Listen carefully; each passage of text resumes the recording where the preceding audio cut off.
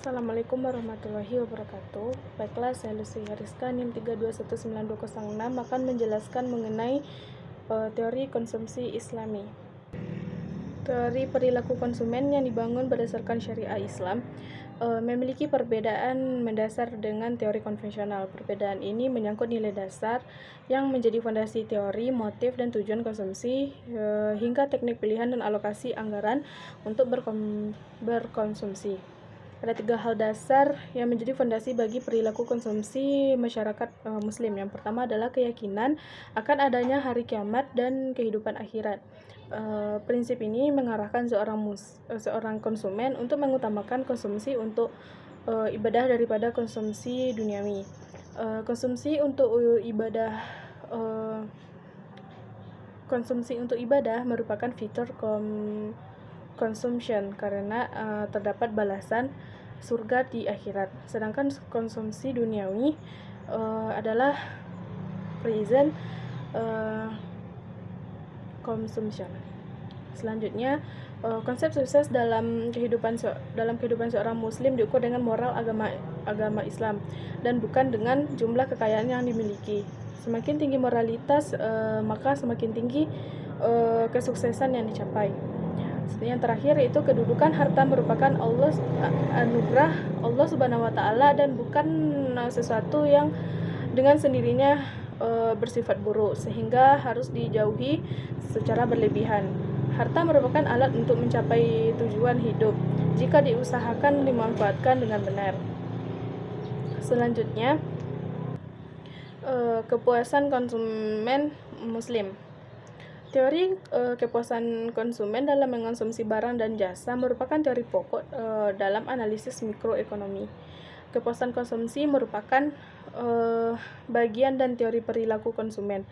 Seorang konsumen akan mengonsumsi barang dan jasa untuk memperoleh kepuasan selalu menggunakan kerangka rasionalitas, sehingga manusia rasional adalah manusia yang berusaha mencapai kepuasan maksimum dalam kegiatan ekonomi dalam kegiatan konsumsinya.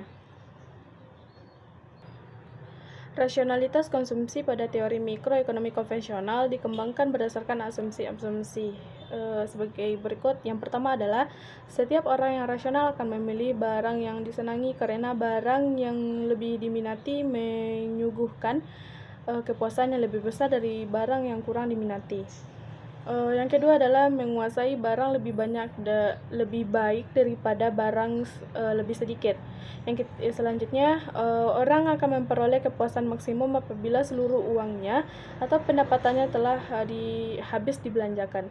Jadi dari asumsi tersebut dapat dijelaskan bahwa dalam mengonsumsi satu barang, konsumen akan mencari titik kepuasan secara rasional.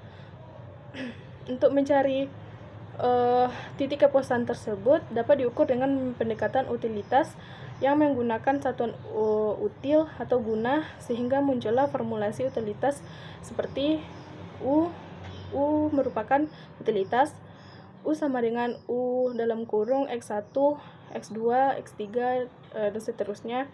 X menandakan adalah jumlah tiap-tiap barang yang dikonsumsi. Selanjutnya, rasionalitas konsumen muslim. Rasional konsumen muslim.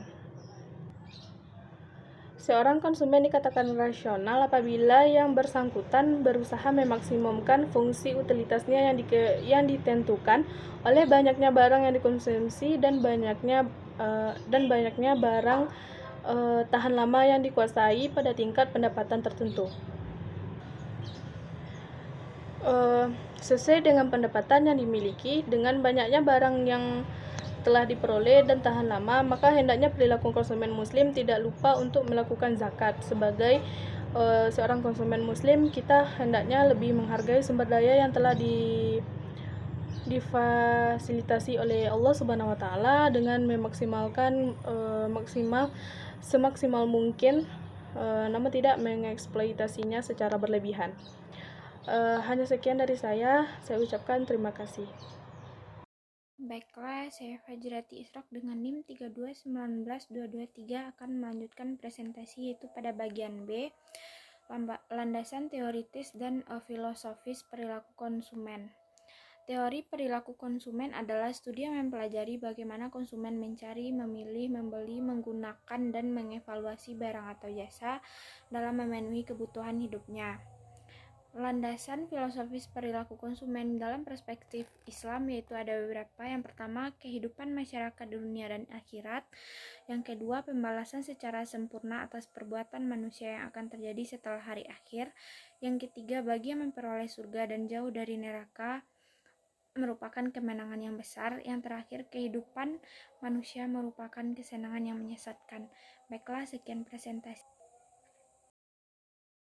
Saya akan melanjutkan presentasi yang C, yaitu konsep final spending.